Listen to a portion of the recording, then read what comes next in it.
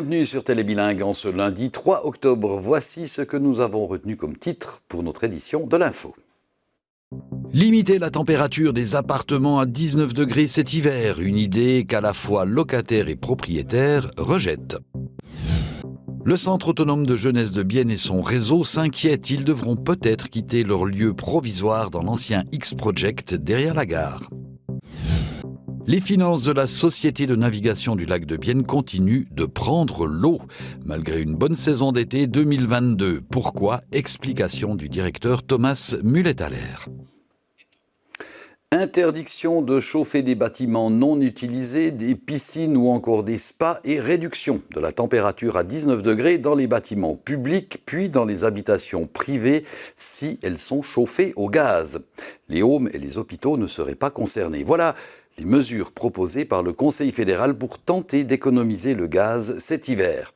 Les associations et les cantons pouvaient prendre position par rapport à ces mesures jusqu'au 22 septembre. Et vous, êtes-vous prêt à baisser votre chauffage à 19 degrés? Raphaël Grunder a posé la question à des passants et à une association de locataires. En moyenne, le chauffage représente les 2/3 de l'énergie consommée par un ménage. Si l'on baissait la température de chauffage d'un seul degré, on pourrait économiser jusqu'à 10% d'énergie. Que pensent les gens dans la rue de l'idée de la Confédération de chauffer les appartements à 19 degrés au maximum? Moi, personnellement, je le ferais, mais je mettrais plein de bougies à la maison pour réchauffer quand même un petit peu plus. Des grosses lanternes ou comme ça, mais j'essayerais d'atteindre le 20 degrés au moins. Et je trouve personnellement qu'on est tellement bien lotis ici qu'on ne va pas se plaindre si on a 1 degré de moins dans notre appart. Voilà. C'est presque 20 degrés, c'est juste un petit degré en dessous. Personnellement, je trouve pas bien, c'est froid.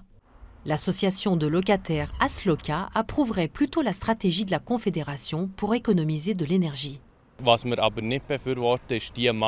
Nous n'approuvons pas cette mesure des 19 degrés parce que c'est une mesure générale et qu'aucune différence de température est faite entre le jour et la nuit, entre une personne en bonne et une autre en mauvaise santé ou entre une personne jeune ou âgée.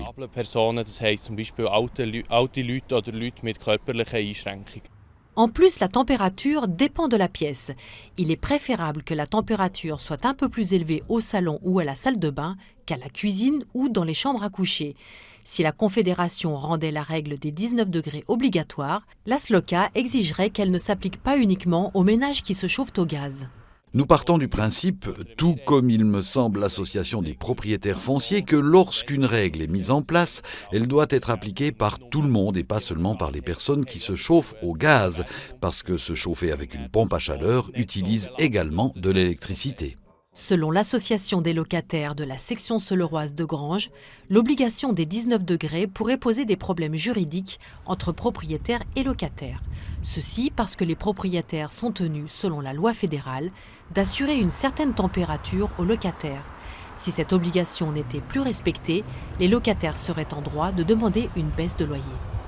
2 personnes ont été blessées dans un accident de la circulation ce lundi matin sur l'A6 à Bruck. Pour des raisons encore indéterminées, une automobiliste a perdu la maîtrise de son véhicule à la hauteur de l'échangeur près du centre Migros. Elle a ensuite percuté de plein fouet un panneau de signalisation. Selon notre reporter Arthur Sibert, 2 personnes ont dû être conduites en ambulance à l'hôpital. Le montant des dégâts matériels n'est pas encore connu. Un combat entre culture et santé pourrait s'engager dès le 1er janvier derrière la gare de Bienne. La ville a en effet décidé de construire un centre de santé et de prévention à l'endroit de l'actuel bâtiment qui abritait le X-Project. Le droit de superficie pourrait déjà être accordé à l'entreprise en charge des travaux de construction du centre le 1er janvier. Le problème, c'est qu'actuellement, le Centre autonome de jeunesse et d'autres collectifs utilisent ce lieu provisoirement en attendant la fin de la rénovation de la coupole prévue, elle, pour l'automne 2023. Ils devraient donc déménager en début d'année, mais pour aller où? Roxane Flamand nous donne plus de détails. Une coupole temporaire qui pourrait ne pas être la dernière. Avec le projet du nouveau centre de santé et de prévention de la ville de Bienne, le CAGE et autres collectifs présents pourraient devoir déménager. D'après Sam Kocher, membre d'Ensemble Stark, qui fait partie du réseau du CAGE, près de 40 projets sont actuellement menés au sein de ce bâtiment. Unsere grosse Sorge ist natürlich, dass eben das ganze Engagement der Leute. Notre plus grosse inquiétude est que toutes les personnes qui s'engagent ici n'aient plus de lieu pour se rencontrer et organiser des événements. Le but, c'est d'avoir un lieu pour ces gens, qu'ils puissent échanger avec d'autres personnes pour lancer de nouveaux projets. C'est rare de trouver des locaux libres. Différents groupes s'y intéressent. Ça peut être pour investir, pour un intérêt public ou pour des associations ou encore pour des habitations. Sei das Investoren, sei das für öffentliche Zwecke oder sei es auch für Vereine oder Wohnraum. Sylvia Steidel, directrice des finances de la ville de Bienne, contactée par mail, indique que des alternatives pour les assemblées et les soirées de l'AJZ jusqu'en octobre 2023. Date prévue pour le retour à la coupole sont actuellement en discussion. Mais que les autres projets présents ont quant à eux été depuis le début pensés pour quelques mois, ce qui a été clairement communiqué à tous les responsables de projets. Avant tout, le Conseil de ville devra se prononcer le 19 et 20 octobre pour voir si le centre de santé et de prévention remplacera effectivement ce lieu culturel au 1er janvier. Plus de contraintes sanitaires, un temps magnifique, et tous les ingrédients étaient réunis pour que la Société de navigation du lac de Bienne connaisse une très bonne saison d'été. Ce qui a été le cas. Mais malgré cela, la SNLB est loin de se retrouver au-dessus de la ligne de flottaison puisqu'elle devrait encore enregistrer une perte d'environ 700 000 francs cette année. Pour parler du bilan de la société, j'ai le plaisir d'accueillir son directeur Thomas Mullet-Allaire. Bonjour. Bonsoir, merci de passer nous voir. Alors, pourquoi est-ce que malgré ce bon résultat de cet été, vous avez toujours des ennuis financiers ? Oui, ça, c'est dû à la réduite des abonnements généraux vendus. Une grande partie de nos revenus viennent de l'Alliance Suisse Pass, qui est responsable pour la répartition des biens. Et puis là, à la fin de cette année, il va nous manquer à peu près 900 000 francs de ces revenus. C'est dû aux gens qui ont redonné l'abonnement général dans la crise les 2 années passées. Mais à part ces abonnements généraux, il y avait beaucoup de monde sur les bateaux cet été. Vous avez oui, retrouvé... c'est excellent. Non, on peut sourire. Un grand merci à l'équipe qui a fait au mieux. On a reçu beaucoup de commentaires positifs. Les gens, ils sont revenus. Les événements étaient pleins. Non, on vit encore une saison excellente.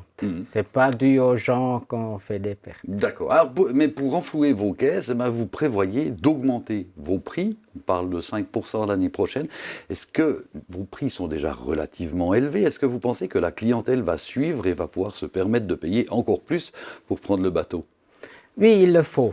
Et puis, on va donner les réponses nécessaires. On a aussi fait d'autres choses. On a inventé une carte demi-journal. On avait l'abonnement à 150 francs pour l'année ensemble avec la navigation Lac de Neuchâtel et Morat. On a d'autres mesures qu'on a prises. Mais vu le diesel qui a monté, vu l'électricité, qu'on ne sait pas encore où on va aller, il faut augmenter le prix. Et puis, il faut dire aux gens, on peut pas faire d'autre. Oui, il y a le prix de l'énergie qui augmente. Là, il n'y a pas de plan B de votre côté, de changer, de passer à des bateaux électriques ou de fonctionner autrement. Oui, premièrement, c'est une investition massive. On a essayé de faire quelque chose avec le MS Berna pour réduire le diesel, la consommation de 20%. C'était un projet à 1,4 million. On n'a pas les moyens à le financer, alors il faut maintenant attendre pour voir où va cette évolution.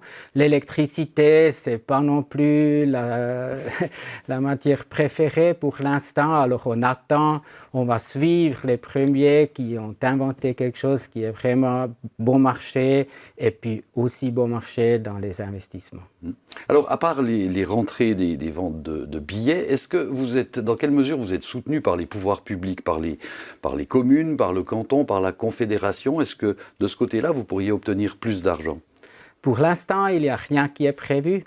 Le canton de Berne a décidé de ne pas subventionner les sociétés de navigation. On a des subventions si on fait un investissement. Par exemple, le canton de Berne et puis les communes nous ont payé le MS Engelberg. Alors, on peut demander si on a des investissements, mais à part de ça, il faut mener la discussion maintenant avec différents politiciens, si on peut obtenir quelque chose pour les 2 ans qui suivent, parce que c'est vraiment nécessaire.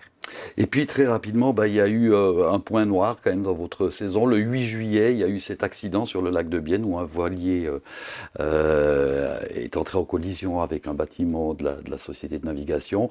Le pilote du voilier est mort. Comment est-ce que votre équipe a réagi à cet accident ? Oui, c'était un temps assez critique, assez dur pour tout le monde. D'abord, il y avait la police qui a mené l'enquête, il fallait parler avec la personne qui a navigué, il fallait discuter avec toute l'équipe de ce qui s'est passé, de ce qu'on savait. Et puis, mais maintenant, c'est assez stable. Moi, je pense qu'on a fait un bon travail en discutant et puis en allant d'avance. Mais le problème, c'est que le rapport final n'est pas encore fait. Alors, il faut attendre de voir si vraiment nous n'avons rien fait de faute. Une histoire à suivre donc.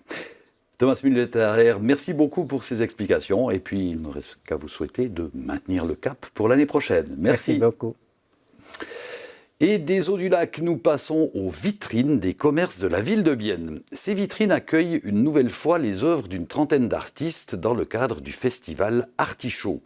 Nous vous en avons parlé vendredi. Aujourd'hui, nous avons cherché à savoir ce que représentait cette opportunité d'exposition un peu spéciale pour les artistes qui y participent.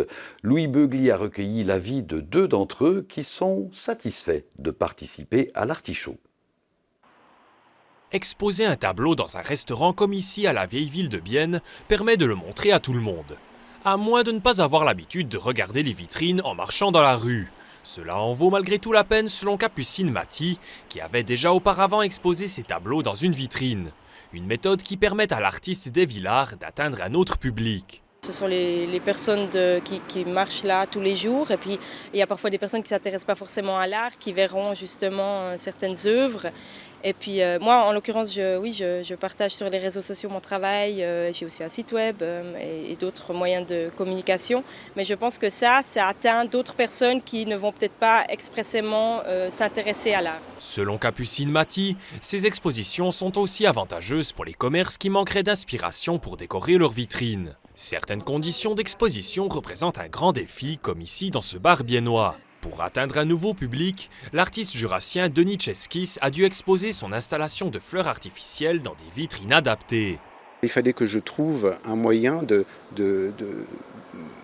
présenter cette œuvre en invitant peut-être les gens à rentrer dans l'espace pour s'y promener sans être obligé de consommer bien sûr, mais c'est quand même un commerce qui a des objectifs de travail et c'est aussi un bar et c'est ça qui est amusant finalement. Une grande première pour l'artiste qui n'avait encore jamais exposé ses œuvres à Bienne et dans les vitrines d'un commerce. C'est réjouissant de s'ouvrir à quelque chose de nouveau. La plupart du temps, j'expose dans des galeries ou des espaces qui sont dédiés à l'art. Et cette fois-ci, c'est un espace alternatif. Denis Cheskis et Capucine Maty se disent les deux prêts à réitérer l'expérience lors de la prochaine édition d'Artichaut. Celle de 2022 peut être vue dans les rues biennoises jusqu'au 30 octobre. Voilà, c'est ici que se referme notre journal. Merci beaucoup de l'avoir suivi. Après la météo, vous avez rendez-vous avec le HCB Corner où vous apprendrez tout sur les secrets de fabrication de la glace du Stade de Bienne.